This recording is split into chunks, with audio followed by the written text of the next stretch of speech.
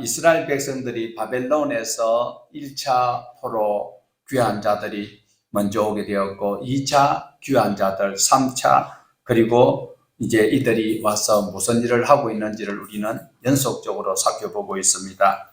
하나님께서 그들을 70년 동안 바벨론에서 포로 생활을 하게 하셨다가 이제 때가 되니까 하나님이 자비를 베풀어 주셔서 고국으로 돌아갈 수 있도록 기회를 주셨습니다. 그들이 돌아온 것은 바로 이스라엘을 하나님의 나라로 다시 세워가는 그 일이었습니다.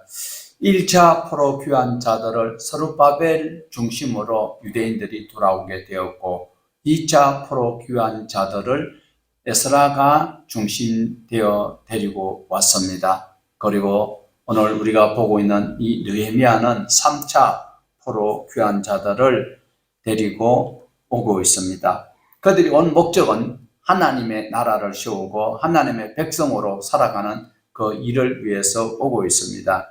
그래서 그들이 하는 일은 하나님이 기뻐하시는 일이고 하나님의 일이고 그리고 하나님의 나라의 일인데도 만만하지 않다, 원하는 대로 되지 않는다라는 것입니다. 오늘날 많은 사람들은 예수 믿으면 만사형통한다라고 알고 있습니다. 틀린 말 아닙니다. 그렇지만 꼭 맞는 말도 아니다라는 겁니다.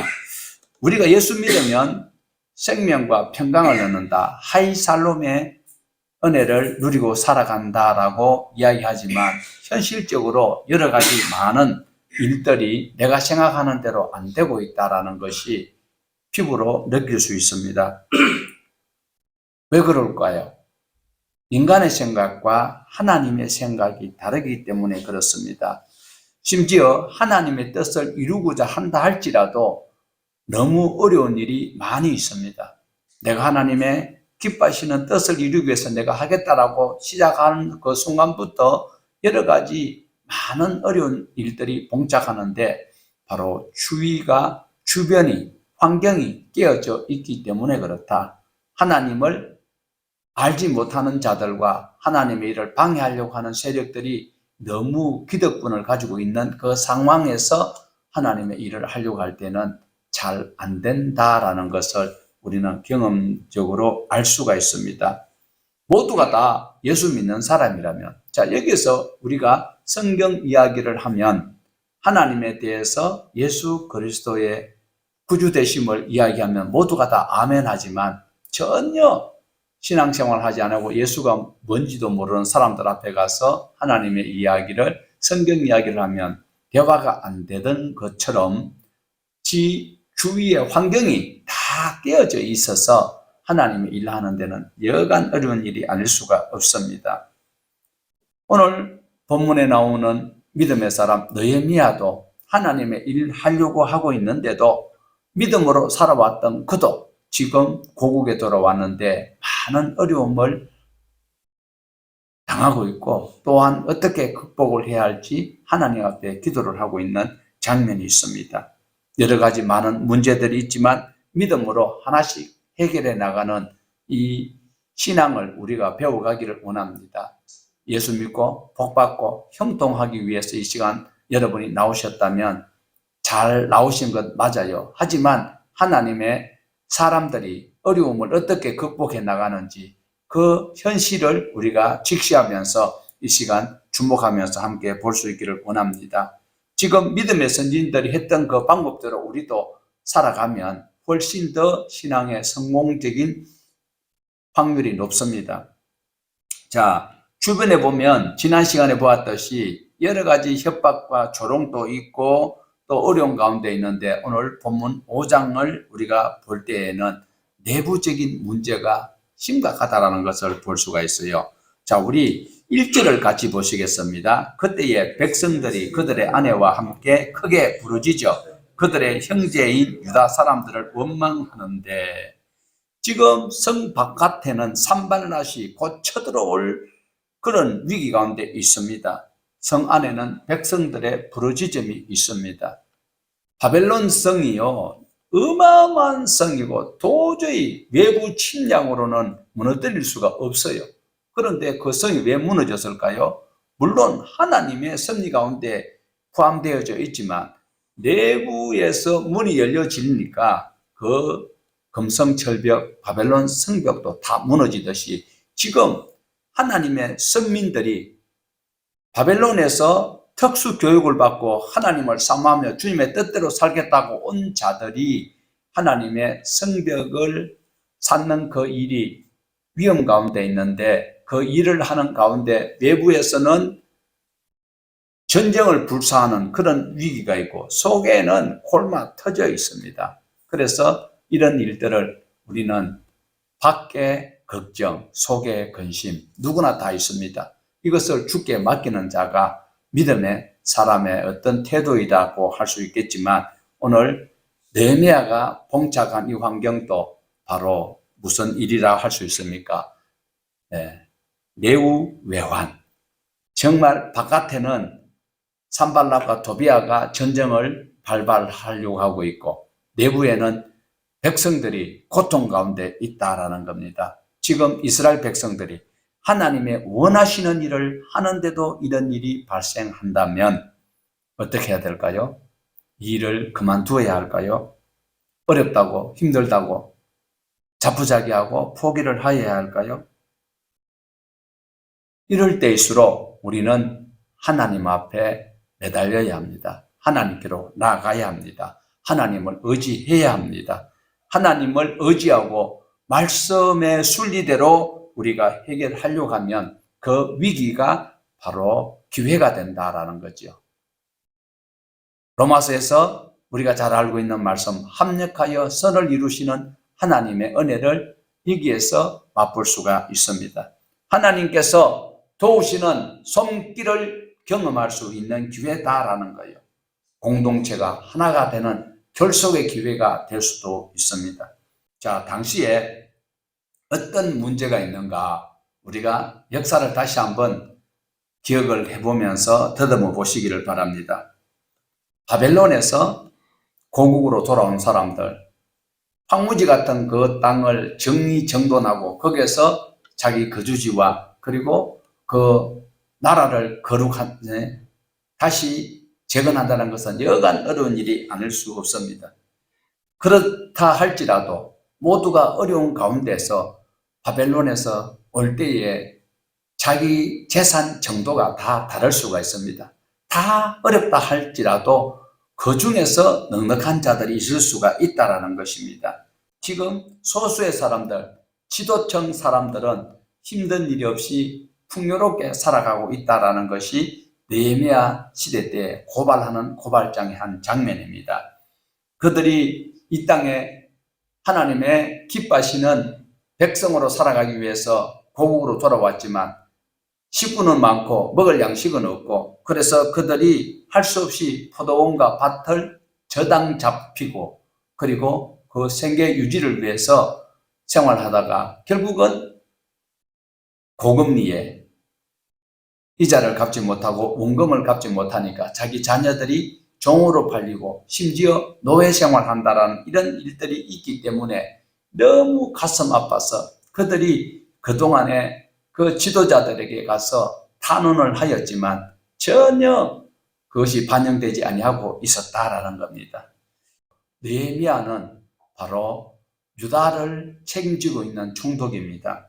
느헤미야는 무언가 모르게 다르다라는 것을 이 백성들이 알고 있기 때문에 오늘 우리가 보았던 것처럼 1절에서 원망이 있었습니다. 그리고 그들이 해결할 방법은 바로 느헤미야에게 가서 가난한 백성들이 살아갈 수 있는 방안을 해결해 달라고 우리는 같은 형제라고 그들이 하소연을 하고 있습니다.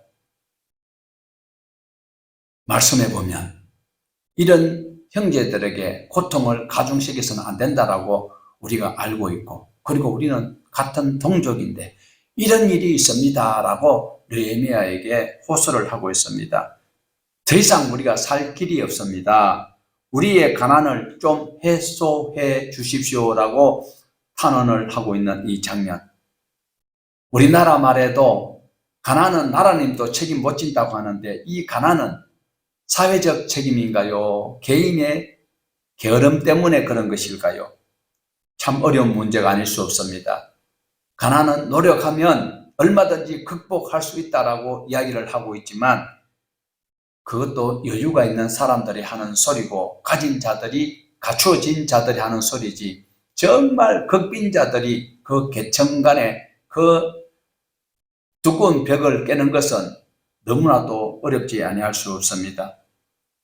부는 대물림을 하고 가난도 대물림을 하고 있는 이런 현실 가운데 정규직과 비정규직으로 계층 간 더 두터워져가는 멀어져 가는 이 삶의 낙후된 이 질을 해결하는 것은 정부 당국자들의 사회복지적 차원에서 개선을 하지 아니하면 개인으로서는 현실적으로 어렵습니다. 자, 그것은 전 세계적인 고민일 수도 있지만 그러나 오늘 우리가 보아야 되고 우리가 깨달아야 되는 것은 믿음의 사람들의 공동체인 이스라엘은 어떻게 살아가야 하는 것인지를 원론적으로 우리에게 말씀하는 그 말씀을 살펴보려고 하고 있습니다. 이스라엘 사회의 이 가난 문제는 어떻게 해결을 해야 되는가? 레위기 25장에 살펴보면 충분히 해결할 수 있는 방안을 하나님께서 제시를 해놓고 계십니다. 레위기 25장에 보면 안식년과 희년이라는 제도를 통해서 땅을 쉬게 할 뿐 아니라 어려움을 당하는 이웃들을 보았을 때 면제를 해줘야 되는 면제년이 있습니다. 그리고 돈을 빌려가서 원금을 갚지 못하면 탕감을 해줘야 되고 그리고 안식년 7년에 한 번씩 돌아오는 이 기간을 통하여서 회복할 수 있도록 하나님께서는 레위기 25장에 제시를 해놓고 있습니다. 자, 그러면 우리 레위기 25장 35절에서 40절 좀 길지만 같이 읽어보시도록 합니다.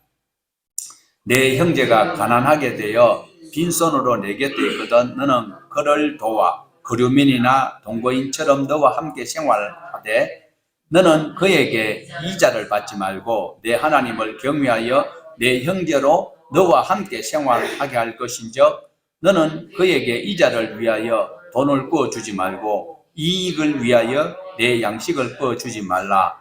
나는 너희의 하나님이 되며 또 가나안 땅을 너희에게 주려고 애굽 땅에서 너희를 인도하여 낸 너희의 하나님 여호와니라. 너와 함께 있는 내 형제가 가난하게 되어 내게 몸을 팔리거든 너는 그를 종으로 부리지 말고 내 품꾼이나 동거인 같이 함께 있게 하여 희년까지 너를 섬기게 하라. 자, 이것이 레위기 25장의 말씀인데 이 말씀은 이스라엘의 법입니다. 이스라엘의 헌법입니다. 하나님께서 주시는 말씀이니까 지킬 수도 있고 뭐 안 지켜도 상관없다. 이 말씀이 아닙니다. 법은 지켜야 되는 겁니다. 이스라엘 백성들이 출애굽하여서 가나안 땅으로 들어가기 전에 가나안 땅에 들어가면 너희도 다른 나라들처럼 법을 만들어 그 법을 따라서 살아가야 되는데 이와 같은 법을 너희가 어떻게 하겠느냐라고 하나님께서 이들에게 3번이나 기회를 주고 그들의 동의를 받아서 그들이 그렇게 하겠다고 하였습니다. 그래서 바로 출애굽기 24장 8절에 세워진 언약이 구약입니다. 이 하나님의 법은 지켜야 돼요. 안 지키면 안 되는. 자, 이렇게 해서 이스라엘 백성들이 다 함께 하나님의 법을 지키겠다고 합의를 하였습니다. 자기네들이 하겠다고 했는데 그렇게 하지 아니하니까 어떤 결과가 생겼습니까? 바로 온 세계에 흩어지는 일들이 생겼다. 너희들이 내가 정하여 준 이 법을 너희가 지키겠다고 하였으니 너희가 지키면 너희들이 살 것이다. 이 법만 지켜라. 너희들이 이 법만 지키면 너희 경제 문제와 안보는 내가 책임져 주겠다라고 하나님께서 말씀하셨어요. 그리고 그들이 가나안 땅에 들어가서 다시 말하면 그들이 계약서를 가지고 이 말씀대로 살겠다라고 가지고 갔습니다. 그런데 그들이 가나안 땅에 가서 결국 어떻게 되었습니까? 하나님의 말씀대로 살았나요? 여호수아가 죽고 그 다음부터 어떻게 해요? 계속 사사시대 보면 죽을 짓만 하는 이들이었습니다. 어쩔 수 없이 먹을 것이 없어서 전답을 죄당 잡히고 그리고 먹을 것을 구하여 먹고 살고 있다 하면 때가 되면 이자를 못 갚고 원금을 못 갚으면 하나님의 법에는 탕감해주라, 면제를 해주라. 종으로 팔려왔으면 종으로 취급하지 말고 그냥 보통 일꾼들처럼 대해주라, 형제같이 대해주라라고 약속을 했습니다. 그런데 그들이 나라가 망하기 전까지 이런 법을 무시해버렸습니다. 그러니까 하나님께서 다 흩었다라는 거예요. 이들이 하나님의 말씀대로 살지 아니하고 자기 담보로 받았던 땅을 가지고 짜먹고 짜서 먹으니까 하나님께서는 그 땅을 쉬게 하려고 어떻게 했습니까? 바벨론으로 그들을 다 이주시켜버리고 70년 동안 그 땅을 쉬게 하였다라는 겁니다. 그들을 버르장머리를 고치기 위해서 바벨론으로 이주시켜서 70년 동안 거기서 하나님만이 참 신이고 우주의 주인은 하나님이다라는 것을 그들이 거기서 깨닫게 되었습니다. 그리고 70년 동안 훈련받았던 그 사람들이 다시 약속의 땅으로 돌아와서 하는 일들이 무엇이었나요? 조금 전에 우리가 보았지만 성전 공사도 6년간 중단되었다가 또 9년간 중단되었다가 15년간 중단되어서 간신히 성전을 완공하였습니다. 그렇지만 그 안에 있는 사람들이 하나님의 사람으로 살아가야 되는데 그 사람들이 이자를 받고 돈놀이를 하고 나무밭을 다 갈취를 하고 고리 사채업체를 이런 활성화시키는 일들이 일어나고 있다는 겁니다. 그들이 돌아올 때는 약속대로 살겠다고 말씀대로 살겠다고 다짐하고 돌아왔던 그들이 지금 일부의 지도자들이 지금도 마찬가지입니다. 지금 일반 서민들이 돈이 많습니까? 저 고위 관료들, 고위 공직자들이 돈이 많습니까? 지금 언론에 지금 시끄러운 국회의원 몇 명 있지요. 그 사람들 어떻게 해서 그래 돈을 모았을까요? 그러니까 이 귀족들이 산발락과 도비아보다 더 나쁜 사람들이 믿음의 사람 공동체 속에 있다라는 것이 현실입니다. 이런 상황이 연속되다 보니 백성들이 못 살겠다라는 거예요. 도저히 살 방법이 없으니까 총독 느헤미야에게 찾아와서 이 문제를 해결해 달라고 하고 있습니다. 오늘 느헤미야가 이 말씀의 원칙으로 돌아가려고 하고 있는 장면을 우리는 오늘 요절로 삼아야 될 것입니다. 하나님의 사람이 법을 지키는데 앞장서야 될 믿음의 사람 중에서도 지식청, 지도청, 귀족들이 하나님의 법을 어기고 있는 것에 대해서 굉장히 슬픈 일이 아닐 수 없습니다. 이들이 법을 지키지 아니하니까 하나님의 나라가 세워질 수 없다라는 거지요. 먼저 믿는 하나님의 사람들이 하나님의 법을 지켜야만이 복음이 땅에 전파가 되는데 오늘 우리 기독교인들이 왜 전도하기가 어려울까요? 내 가족 중에서도 교회에 데리고 오지 못할 삶을 우리가 살고 있기 때문에 하나님은 영광을 못 받으십니다. 하나님이 요거 얻어 잡술 일 한 적 없습니다. 교회 나와가지고 기득권만 챙기려고 하는 얌체 같은 신앙인들 때문에 교회가 핍박을 당하고 하나님의 나라가 쪼그라들 수밖에 없는 이런 위기에 있습니다. 여러분, 말씀대로 살아야 구원받는다는 소리 아닙니다. 이미 우리는 구원받은 사람이라면 하나님의 법을 따라 살아가야 되는, 하나님의 법을 따라 살아가는 사람을 통하여 하나님을 볼 수가 있기 때문에 그렇습니다. 하나님의 자녀된 우리가 어떻게 하나님의 뜻을 이 땅에 전달하며 이루어갈 수 있을까를 우리는 고민하며 살아가는 그 사람이 신앙인입니다. 지금 이스라엘 사회, 하나님의 법을 따라 살아가야 될 이 지도층들이 남의 자녀를 볼모로 삼고 종으로 팔고 노예로 팔아먹는 이런 일들을 하고 있다는. 그러면 결과는 어떨까요? 지금 BC 586년에 최종적으로 시드기야 왕이 눈알이 뽑히고 나라가 망할 때 왜 망했다고 했습니까?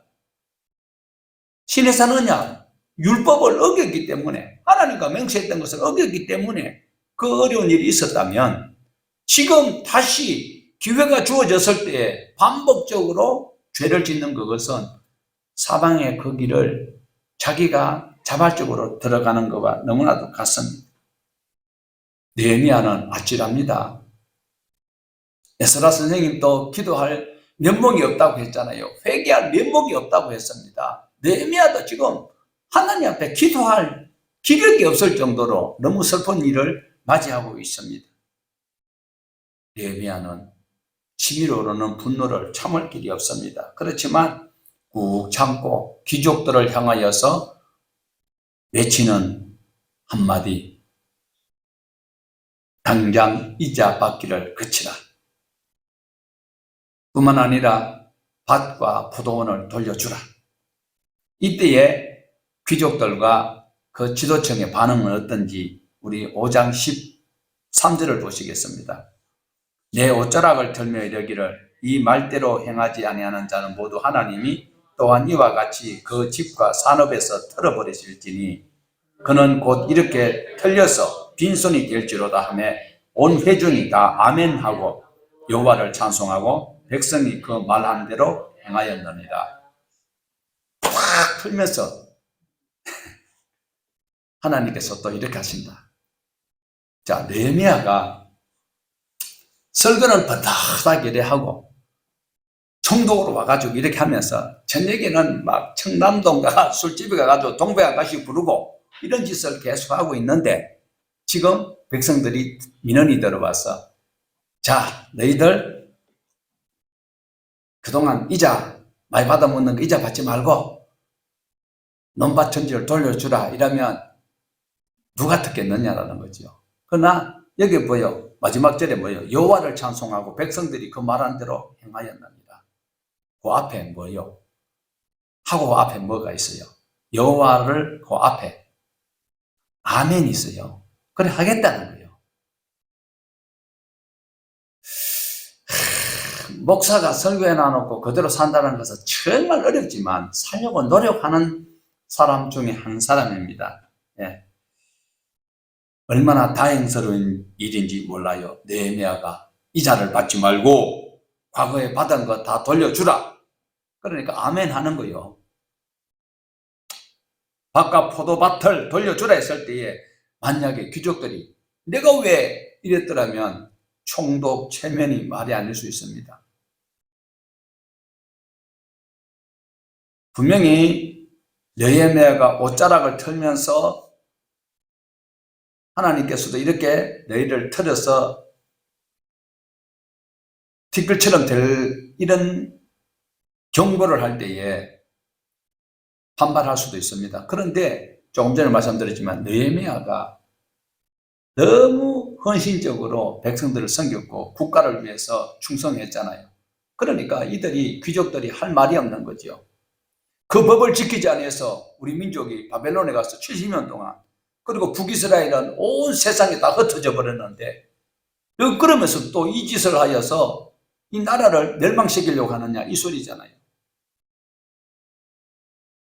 하나님이 주신 법, 시내산 언약, 모세 언약, 레위기의 말씀을 자세히 들여다보면 하나님께서 가난하게 살아라? 가난하게 살아라고 한 말씀이 아니다라는 거예요. 하나님께서 하시는 말씀은요, 레위기에 있는 이 말씀은 모든 사람에게 주어진 말씀입니다. 특별히 가진 자들은 어떻게 내가 가진 것을 나눌까를 고민하면서 살아라고 말씀을 하고 있습니다. 자, 그러면 돈을 빌린 자에게 가난한 자가 이자를 줘야 되잖아요. 그러면 가난한 자가 돈을 자기가 아쉬워서 돈을 빌리러 가서 내가 이자를 달란트로 줄 테니까 돈 좀 빌려달라고 차용증서 주고 차용해 와서 그러면서 말씀에 이자를 받지 말라고 했다 이러면 되느냐는 거예요. 그 소리 하라라고 하나님이 이 법을 정한 것은 아니다라는 거예요. 최선을 다해서 열심히 부지런히 하나님 앞에 성실히 살아가면 하나님께서 굶어 죽지 아니하도록 은혜를 주시는데 그래도 내가 무언가가 부족하여서 변수가 있어서 돈을 빌리러 가야 되는 입장이면 겸손하게 돈을 빌리고 최대한 빨리 갚을 수 있도록 하고, 빌려주는 입장에서는 이자를 받지 아니하고 이렇게 나눠줄 수 있는 그런 마음으로 살아가는 것이 하나님의 마음이요 하나님의 나라의 뜻입니다. 그런데 가진 자들은 더 챙기려고 하고, 그리고 없는 자들은 그 법을 이용하여서 이자를 떼먹으려고 하도록 하나님께서 이렇게 한 것은 아니다라는 겁니다.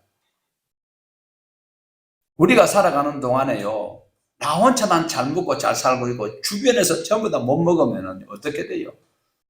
나만 잘 살려고 하면 다른 사람이 내 생명을 해하고 내 걸 빼앗아 갈 수 있다니까. 그러면 모두가 힘들잖아요. 그게 바로 십계명입니다. 십계명이 함무라비 법에 있다라고 이야기하지만, 그 사람들이, 가진 자들이 자기네들이 만든 법은 가진 자들에게 유용한 것이지, 가진 자에게, 안 가진 자가 그 혜택을 누리기는 어렵다라는 거예요. 그러나 하나님께서 하시는 법은 모두가 다 지켰을 때 모두가 다 행복한 법이에요.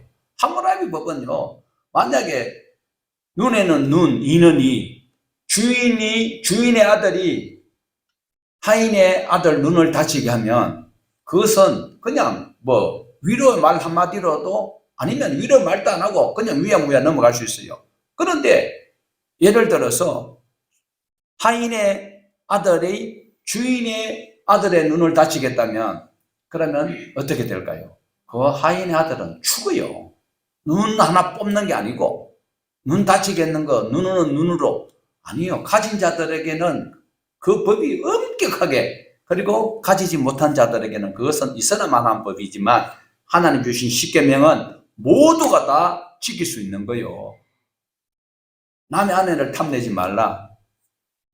가진 자들은, 바로왕은 아브라함을 아내를 예쁘니까 취하해요. 그래도 아브라함은 객소리 못해. 힘이 없어. 그렇지만 하나님의 법에는 쳐다보면 안 돼. 남의 아내, 그냥 아브라함의 아내를 그냥 둬야 되는 거예요. 오늘 나만 잘 살면 된다라는 이기적인 생각은 하나님의 백성으로서는 가지지 말아야 될 말이다라는 겁니다. 자, 우리 주님께서 하신 말씀이 있습니다. 여러분, 예수님께서 하신 말씀이다라고 분명히 성경에 있는데, 주는 것이 받는 것보다 복되도다. 성경에 있을까요, 없을까요? 어떤 성경이 있을까요? 예수님이 직접 말씀하신 거 기록한 성경은 어디에 있습니까? 마태복음, 누가복음, 마가복음, 요한복음 있습니다. 아무리 찾아도 주는 것이 받는 것보다 복되도다라는 말씀이 있을 것 같은데 사복음서에는 없다라는 거예요. 자, 그럼 어디에 있을까? 자, 사도행전에 있습니다. 사도행전 20장 35절 같이 보십시다. 범사에 여러분에게 모범을 보여준 바와 같이 수고하여 약한 사람들을 돕고, 또 주 예수께서 친히 말씀하신 바 주는 것이 받는 것보다 복이 있다 하심을 기억하여야 할지니. 사복음서에는 아무리 찾아도 없어요. 있을 것 같은데, 그런데 마태나 마가나 누가나 요한보다도 뒤에 사도로 인정받았던 사도 바울이 말씀을 더 많이 하는 것 같아요. 네, 그래서 사도행전 여기에 나타나는 이 말씀을 통하여서 주 예수께서 친히 말씀하신 바, 그러니까 주님 하신 말씀 맞지요? 주님이 하신 말씀은 주는 것이 받는 것보다 복되도다라고 말씀을 하고 있습니다. 자, 그러기 위해서는 부담스럽지만 부자가 되는 것이 좋을까요? 가난한 것이 좋을까요? 부자가 되려면 거룩한 부담을 가지고 부자가 돼야 돼요. 자, 내가 막 가지고 있는 것을 다른 사람에게 줘야 되는 것은 마이너스예요. 실제로 손해를 보는 것 같아. 그런데도 받아 챙기는 사람이 더 행복할까요? 주는 사람이 그래도 입장이 더 나을까요? 내가 가지고 있으면서 주고도 내가 살 수 있는 이것이 행복한 것이죠. 그래서 주님께서 하시는 말씀을 받아 챙기려고만 하지 말고 줄 수 있도록 거룩한 부담을 가지고 부자가 되는 것은 전혀 하나님께서 책망하지 않는 말씀이다라는 것을 기억을 하셔야 돼요. 돈이 참 좋아요. 예, 어린이날 탈탈 털린 사람도 있을 것이고 어버이날 수입이 두둑한 분도 있겠지만 그 돈이 웃게도 하고 울게도 만들고 섭섭하게도 만드는데 그놈의 돈이 잘 쓰일 때는 생명을 살리는 데 하면 좋아요. 예. 자, 우리가 잘 아는 말씀 디모데전서 6장 10절 같이 보시겠습니다. 돈을 사랑하며 일만하게 뿌리가 되나니 이것을 탐내는 자들은 미혹을 받아 믿음에서 떠나 많은 근심으로 자기를 찢었다. 우리가 하나님이 계획하신 사회, 하나님의 나라를 만들기 위해서 개인이 어떤 생각을 가져야 되는가가 굉장히 중요하다는 겁니다. 가난은 내 책임이 아니다라고 핑계를 댈 것이 아니라 가난은 내 책임이다라고 생각하고 열심히 살아가야 합니다.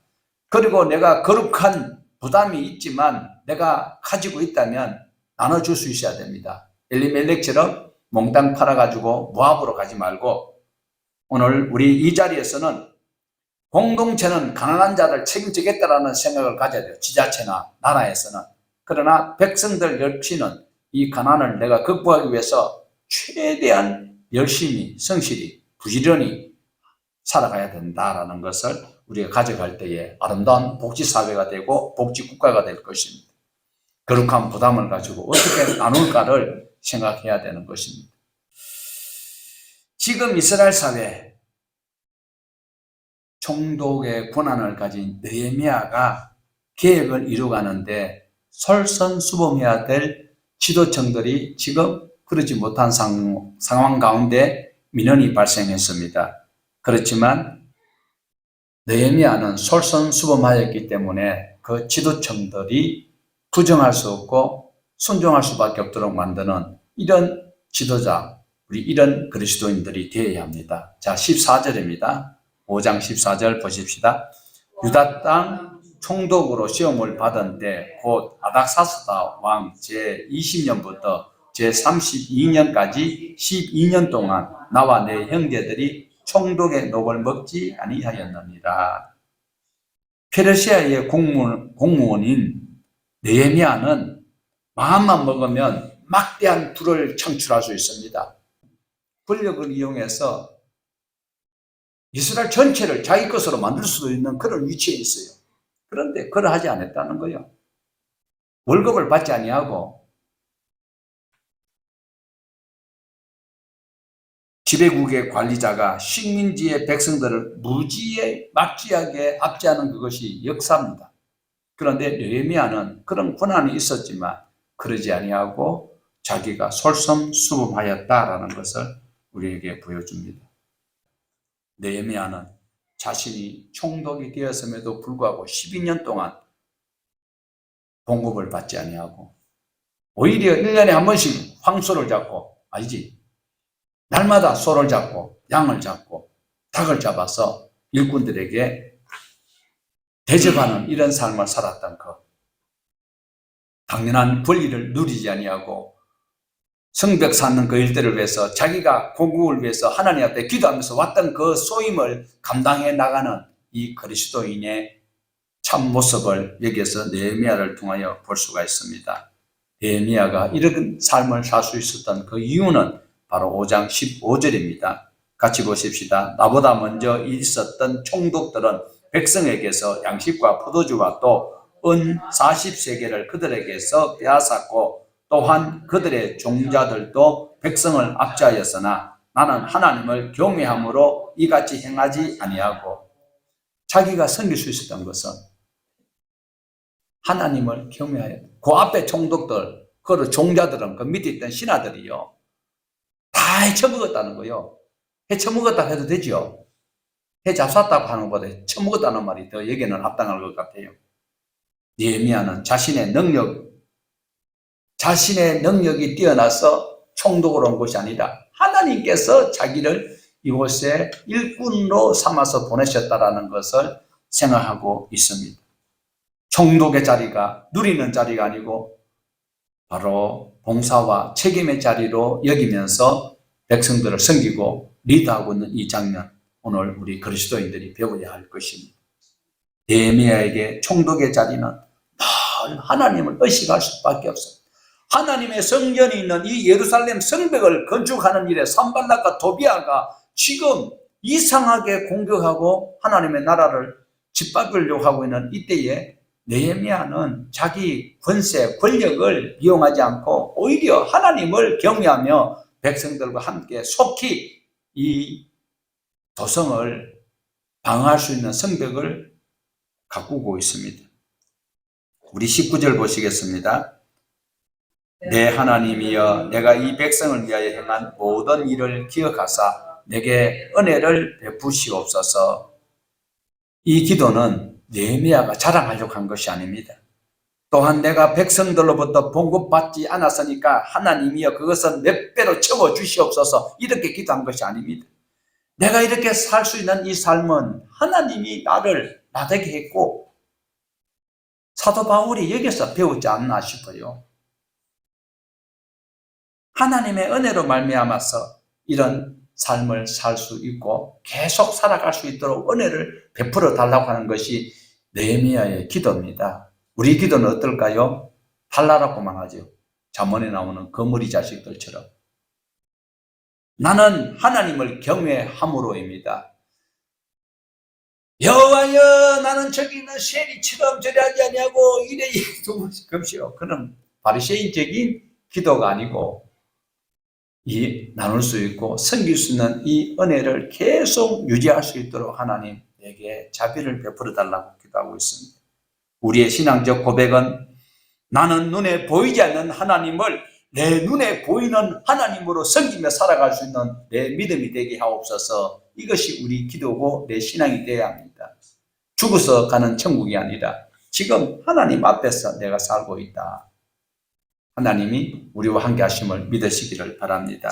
우리가 이러한 삶을 살게 될 때에 내가 서 있는 곳은 하나님께서 내 마음과 정성을 다하여 나를 살게 한 이 땅이 하나님의 나라가 된다라는 것을 깨닫도록 하고 하나님이 계속 물을 주시고 자라게 영양분을 공급해 주시고 햇볕과 비를 주실 것입니다. 오늘 이런 은총이 이 한 달 내내 우리 모두 가정에 있기를 주님의 이름으로 축복합니다.